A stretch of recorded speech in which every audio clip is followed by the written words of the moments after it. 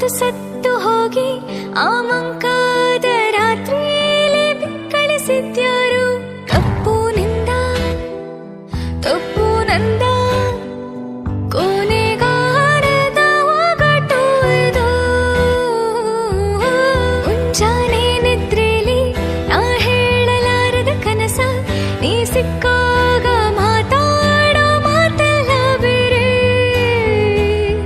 ಸುಳ್ಳನ್ನು ಕಲಿಸುವುದೇ ಕನಸು, ಅದನ್ಯಾಕೆ ಬಯಸಿದೆ ಮನಸ್ಸು. ಹೇಳುವೆಯಾ